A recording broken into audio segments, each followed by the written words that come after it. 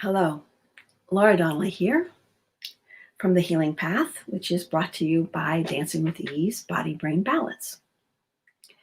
The Healing Path is a series of conversations that happen between me and friends and colleagues about all kinds of ways of healing, all different modalities and practices, individual practices, practices you can do in a group, which are also really fun and energizing. The main basic premise that goes with this series of conversations is that all healing begins with self-healing, healing in ourselves, whether we use medical treatments, whether we use alternative treatments, whether we take vitamins. This decision inside of our whole complex to move in a direction of healing shifts something in us and allows us to heal, sometimes in ways we don't even expect. And sometimes it doesn't look like we expect. We have an idea what healing is, maybe even that healing is being how we were before. And time is different. Really, I'm not how I was when I woke up. It's a few hours later. So, how does this relate to meditation? Well, Molly McCallum is here, and she and I will just share some ideas with you about meditation. And if this is interesting and a path that kind of opens a door for you, we invite you to explore it more. So here comes Molly, and she'll tell you a little bit more about herself. Hi, Molly. I'm so glad you're here. Hi, Laura. My dog is trying to come in the room, so you may hear some whining or squeaky toy in a minute. Ah, dog loves you, huh? Well, how do you deal with your dog when you're meditating? Do you just let the dog walk around where you are? Actually, a lot of times she's a very healing dog. She's a rescue dog, and a lot of times where I'm doing yoga and meditation, and I'm on the floor or sitting down, she will come lay down next to me.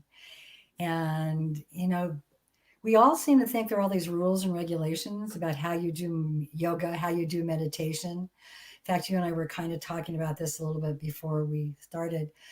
Um, and I have a picture of, everything should be quiet and serene, and I can get into this flow and ease state.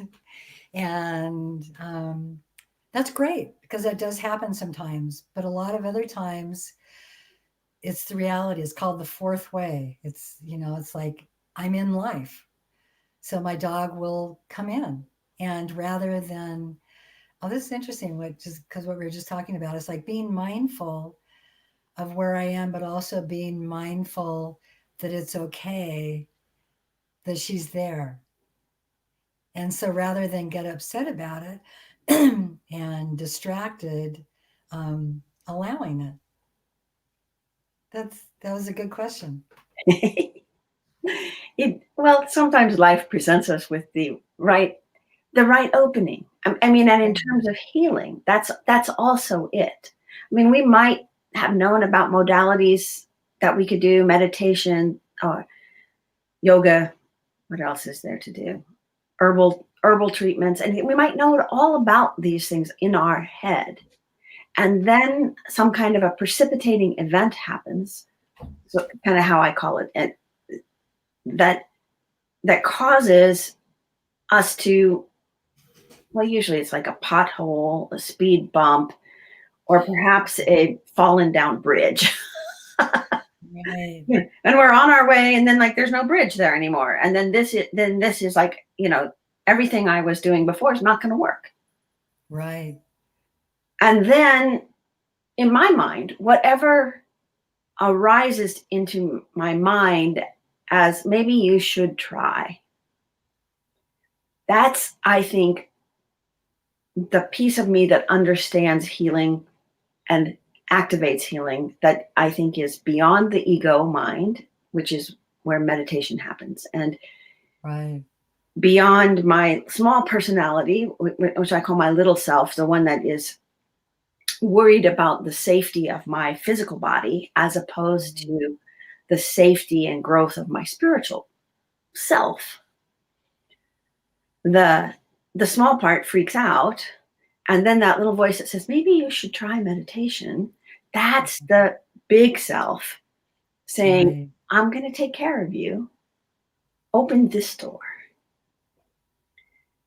We So, just need to listen. yeah, listen. Yeah. And I think that's one of the benefits of meditation. Let me know if you think that's true too. Is that when you calm certain things, you're able to hear other things. Yeah, we have to sit, I call it sitting in silence and creating space, because it's like right now we're all in this world where a lot of our coping skills have been taken from us. A lot of people will run, they'll go to a gym, they'll meet people for coffee in a restaurant. And I know, I live in Oregon, you can't go in restaurants. I talked to a friend of mine in Texas, you can go in restaurants. We can't go in, everything has to be takeout. So a lot of the coping skills, the way we let go of steam, we can stay in our houses and exercise and do that, but we are learning new coping skills, which is one of the reasons I love the healing path. I love all the different people you have on and what I've learned from these different modalities. It's like, again, as I was talking to you before we started, today has just been a crazy day where I would love to come on and say I'm on this high energy, very relaxed and calm, where I know I can get, but there's been a lot of stuff going on and thoughts going on in my head. And it's like now I get to practice what I preach, what I work with people is allowing the thoughts. It's okay that they're there, allow them to go through. I don't have to attach to them. There's a lady, Byron Katie, if you know, she said, when a thought comes in, you quite, question is that true? And it's interesting. When I first heard her, I thought, I questioned a thought that came in and I said, is that true? I thought, it's not true. But how often do we just go with something that just wants to take us away from, like coming in here and being all centered and feeling really peaceful? I'm getting calmer as I am breathing. And I know enough. And that's another thing, like meditation. People think of meditation. I had somebody say, but I don't know how to meditate. I don't know how to sit. I don't know how to do this. It's like, that's not it. It's just allowing yourself to be present and allowing your breath. We breathe naturally. We stay alive by breathing. It's a natural function of our body. So it's just a matter of, like you said, listening to what our higher self is saying to us. It's like my lower self is running around going, ah, I should have, could have done, da, da, da, da, da. And it's like the higher self is like, okay, this is when you really need to practice the breath. Slow down, relax your face, be present to this moment. The only thing I truly have right now is being here with you in this moment. Right. So why not be here? And all that other stuff can be here too. Yeah. And we can choose not to focus too intensely on it. I was working on a blog post today a little bit about stress, and somebody's like, "Well, how do you combat stress in the workplace?" And I'm like, "Okay, here's the first thing: combat Right. creates an equal and opposite force." Right. I said, "What if you?" Now, I'm sure that they have a whole, they ask for opinions, like contribute your thoughts to this article, and so, but my whole first thought is, what if you were talking about managing and reducing stress in the workplace instead of combating it? But in the old days, I would have just gone with whatever they said and tried to tweak my stuff to fit their title. And now I'm like, yeah, but when I listen, I hear more about the words that are chosen. And this is a little bit also this idea that like combating stress seems to make stress bad and that you want to get rid of it. Right. Same thing, I think people can have this idea about meditation is that if I get all blissed out and ohmed out, I won't have any problems. Well, I don't think so. That's not reality. And it's like, then that's, the other thing is like thinking you, like a lot of meditations, because I make personalized meditations for people, and you can say, sit or lay down in a comfortable position. There's also walking meditations. I do a lot of walking meditations. I mean, it's like sometimes I have so much energy that if I try to sit, these thoughts are going to come in and bombard my head. And I'm going to start to go with one of them, and kind of go that way or whatever. And it's like, so sometimes it's like, no, you need to get out and walk. So I will get out and Thich Nhat Hanh. Do you know who Thich Nhat Hanh is? He's a Zen Buddhist, amazing person. He's like, walk. This won't be the exact quote, but like, walk mindfully as though your feet are kissing the earth. And it's like being mindful about what we're doing in general. And even as I'm saying that to you, being mindful and grateful and breathing, as you're breathing, your body's shifting. It's also words we use. I was thinking about this the other day, like affirmations. People think of, well, so my point is you don't have to just sit to meditate. Affirmations is another thing. People think, oh, you have to have this mantra and stuff. And that's okay to have it, because the reality is we unknowingly have affirmations we give ourselves every day. Oh, I haven't done this. Oh, I should have done that. Why didn't I? That's a negative affirmation going on in our head, and so it's learning to replace that with, okay, let it go. I am enough. Breathe, so it's learning that we have these things already.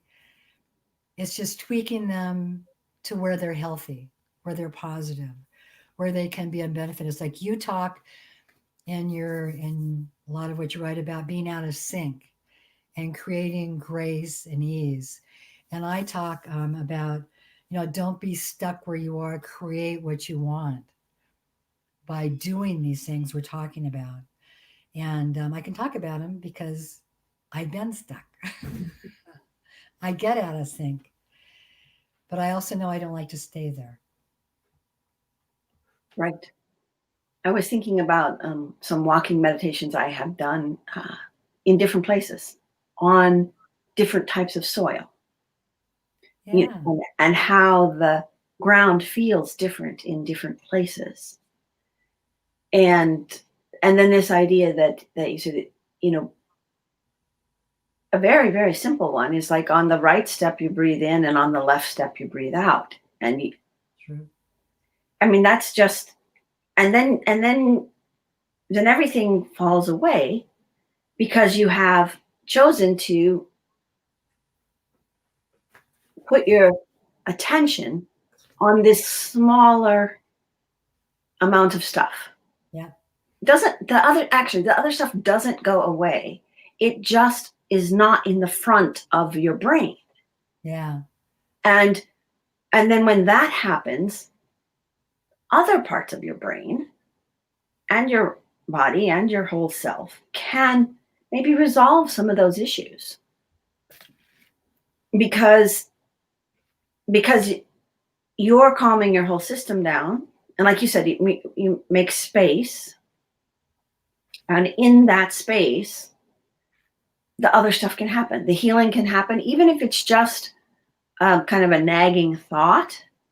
And Right. and like you said, well, then it occurred to you to ask if that was true. Yeah. But when you're focused on that thought, there's no space for that question to come in. Right.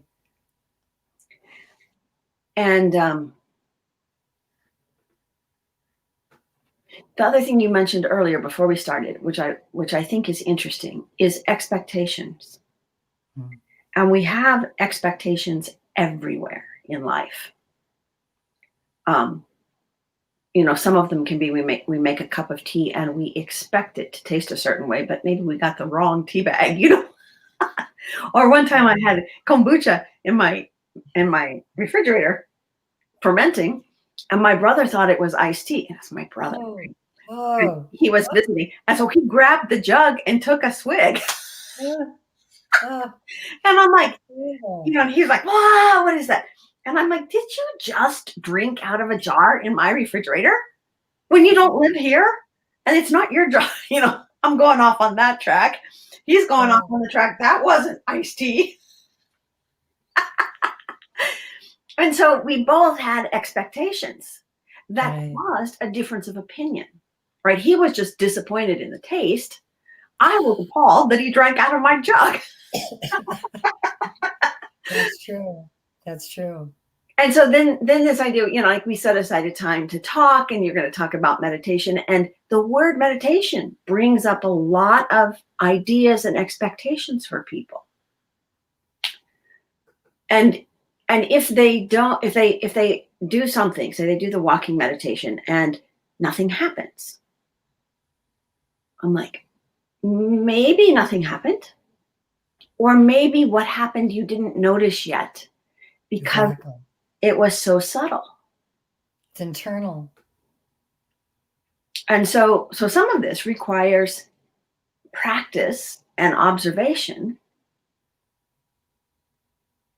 And because it's subtle and like creating space, you do something actively in terms of choosing your breath or thinking about a mantra or an affirmation. Those are things you can do. But the creating of space is like not doing. Right. And a lot of times it's kind of like if I do my backstory of how I got into meditation is a few things have gone on in my life. Like in my 30s, I went through a divorce that wasn't very good and ended up being a single mom of two kids, which is wonderful. And then in 2012, I lost my then 34-year-old son in an extreme accident that he was in. Um, in 2017, I went through a life altering health issue where I had to get airlifted to a hospital in Portland, one of the best in the United States. And recently, my husband had a stroke just in August, and Mm. we're kind of dealing with that. But those are all things like, you know, people are even with, you know, it's like the rug is pulled out from underneath you, and you have no um, you don't know what the path is. You have to allow, it's learning to allow what is. I mean, it is. So, Yeah. like, particularly after my son died, it took me a few years of just doing very basic things to get by each day um, because I was just kind of lost. I also have a daughter, you know, who's an amazing person and healer and acupuncturist. And she got me into meditation. She got me into yoga and meditation. And at first, when I was getting into yoga, I had pictures of, you know, how I should be in yoga. And I've gone to some yoga retreats with my daughter. My daughter can be a pretzel. You know, she can turn herself inside out. And I can't do that. And that's okay because I'm getting what I need out of it because I'm in an altered, higher state, lining my chakras up. Um, and I'm allowing what is. You know, there's the allowing what is that your son died. There's an allowing what is that you're opening your body to something more. And then through meditation, I just really connected with the breathing, with the breath, with letting go of not needing to have the answer. I don't think of myself as a control freak, but I realize that, as you said, you know, you have pictures of what you think the outcome's going to be in certain things. You think you know your way your life is going to go. Well, we all know that's not true. In 2012, everybody learned that that's not true. The norm is not the norm. You know, I was walking in a post office the other day, and I went to go in the door and looked in the door and saw I didn't have a mask on. And no wonder why people were looking at me. It's like I'd forgotten about it. I went back to my car, put my mask on. That's the norm. You know, so it's a different world now, but it's there's lightness in it. It's not all dark. There's lightness. There's good things that are happening. The pollution is less. Apparently, oceans are cleaning up. Rivers are cleaning up. So it's coming back to what is, and for me, that really is the biggest thing for me is doing meditations. And I created more personalized meditations for people. I knew somebody a few years ago. They were 27. They were one of the best cyclists in the world, and they'd done the Tour de France and all these other big tours. And he crashed a couple of years ago and hit his head. And the doctors said, it wouldn't be good for you to keep cycling, because Balance the whole thing. it could be balance, it could be everything. And people talk to him. And I know that in this world right now, there's a lot of Zoom calls and a lot of things are going on, and people are talking and, trying to help other people get through it. And it's like people tried to talk with me when my son died. I have an amazing husband who just allowed me to go through what I need to go through. And he was there if I needed him, but he was there to listen, compassionately listen. And there were other people that tried to talk with me, and I had to go through it myself. The cyclist, I just had this desire to make him a meditation because I knew he still had everything inside of him that made him a great cyclist. He had everything inside of him. So I made him a meditation about how he still had that inside of him. And he told me that that was the thing that really helped him to get through it, because he took the time to listen, to be silent. Everybody was trying to help him, and he was trying to go this way and that way, and listen to him because he knew they were older, wiser, had been through it, whatever. But the reality is we need to come back and find it in ourselves, whatever it is that's going to help us get through it. And that to me, Well, I think you're right. I mean, like other people can point the way. right. And they can say, this thing helped me. I don't, but for me, I want to say the second thing, which is, I don't know if it will help you. Right. But it helped me, and this is how it helped me. Right. And that's sort of the premise of the healing path is that yeah, one path isn't the right path. It's right for some people, but it may not be the right one for you. Right. And it's your right path. That's Right. what you're looking for, is your right path. And the idea that it's not a straight line, right? Right. It's not a one size fits all. Yeah. And so that's a lot too. What I like about what you're talking about with meditation is for people to discover the type of meditation that supports them. I know some people who decide to take a walk in nature, and that's when they try to do their phone calls, right? And for me, I like to take a walk in nature. I take my phone because I like to take pictures, because I like it, like in that job. I'm like, oh, look at that leaf, boom, Yeah, I walked the other day and didn't take my phone, and there was the coolest picture. It's like the one time I didn't take my phone. True. But I don't like to talk on the phone, because for me, when I'm talking on the phone, this is interesting too about Zoom, is because I can see you and I can see my background and your background. I'm very clear that we're in two different places. Right. But on the phone, when I talk to somebody, because there's no thing, I sort of feel like I'm halfway between where they are and halfway between where I am. And we are in this bubble of conversation. Bubble. Which is nice, but it isn't right here, and it isn't where they are, Right.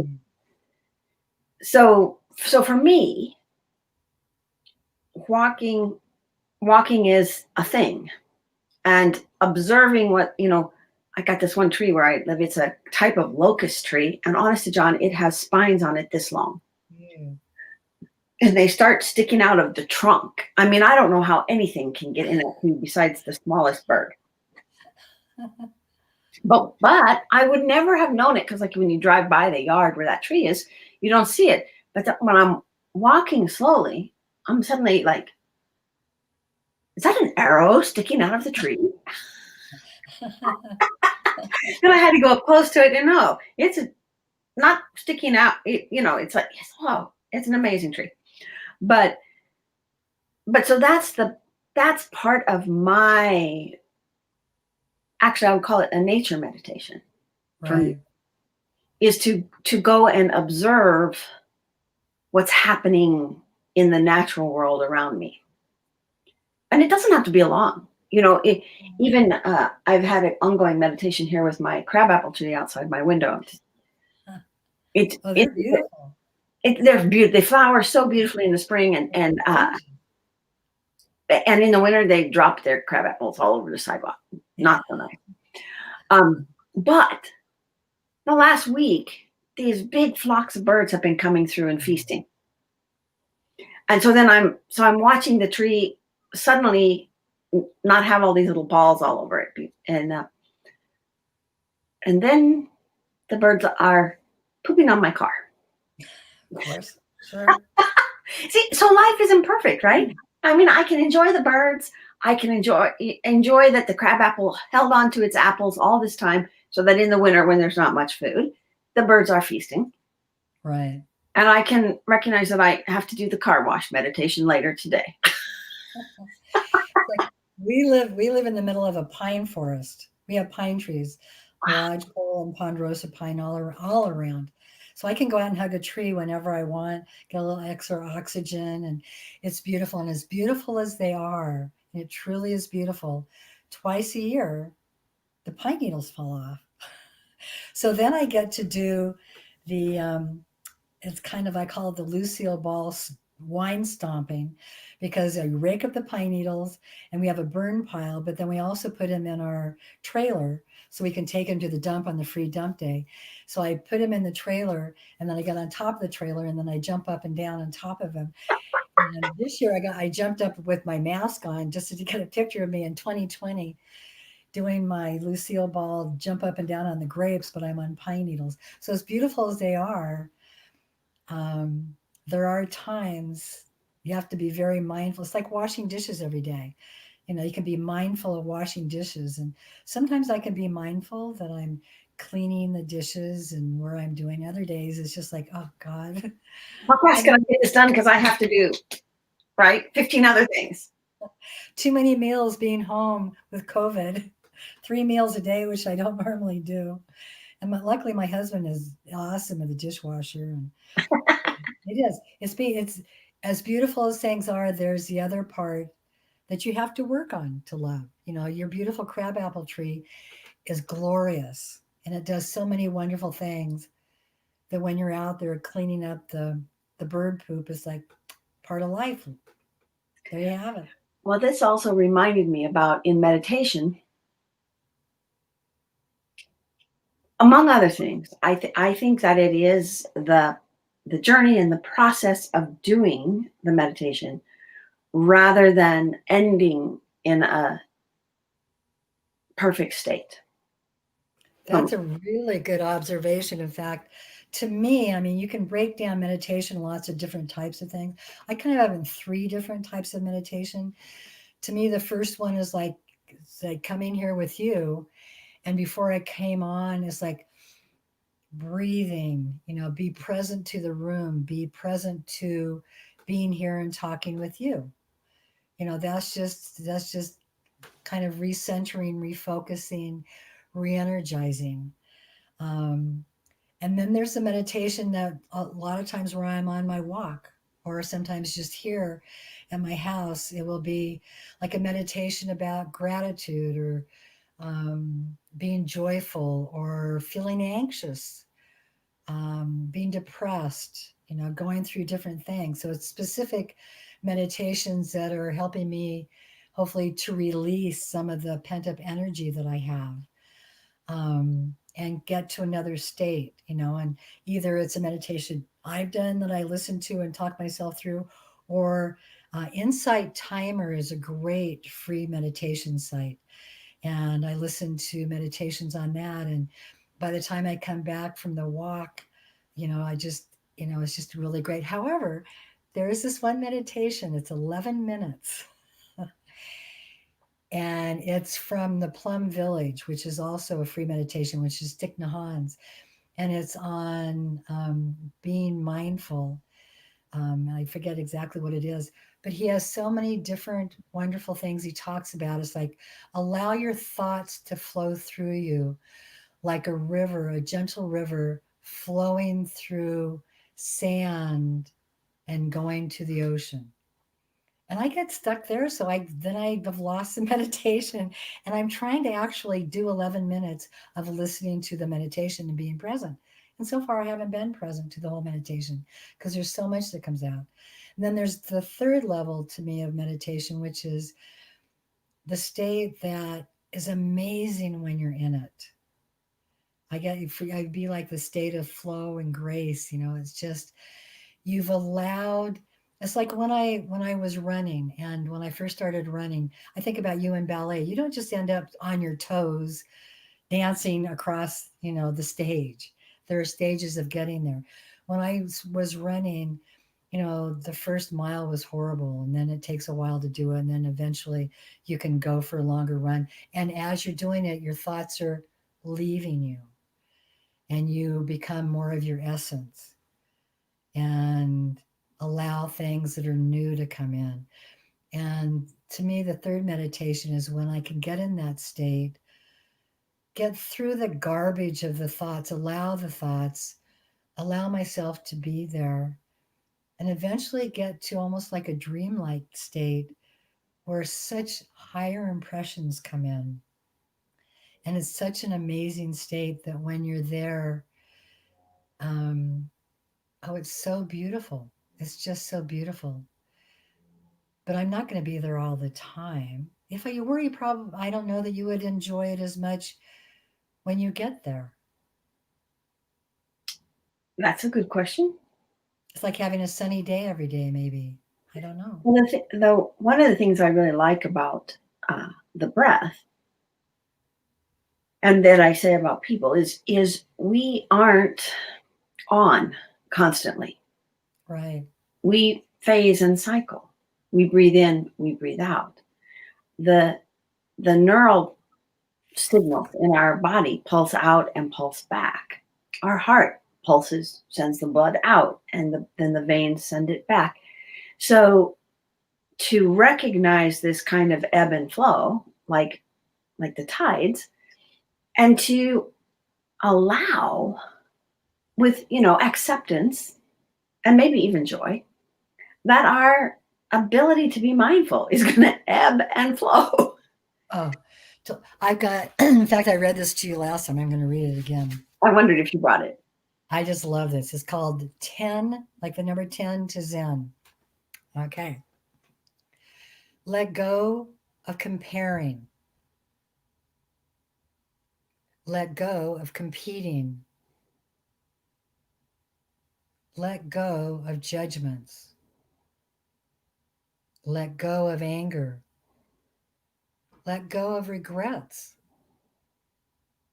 Let go of worrying. Let go of blame. Let go of guilt. Let go of fear. Having a proper belly laugh at least once a day, especially if it's about your inability to let go, is what it's all about. That's so beautiful. And I think it might be a perfect place for us to close, if that Sounds good feels to good me. to you. Yeah.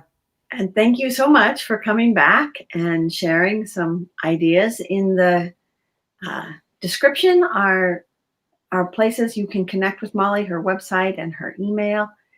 And as she said, she does create unique and specific meditations for people, for situations, right? If they're going through a situation, or just maybe a generic, healthy idea meditation. I don't know what you would call it. Yeah. What I do is a lot of times is just ask people, What are you processing? And if they don't really know, then we sit and chat about it and get it a little bit more open. What are you processing? What makes you feel joyful? What makes you feel happy? And then you combine that in a meditation. And it's fun. I love it. I'm so glad. I'm so glad. And I'm so glad you could come and talk today. And I will look forward to whenever we talk again. Take All care. right. Look forward to it. Thank you, Laura. And thanks for all you do. Oh, thank you. Bye bye. Bye bye.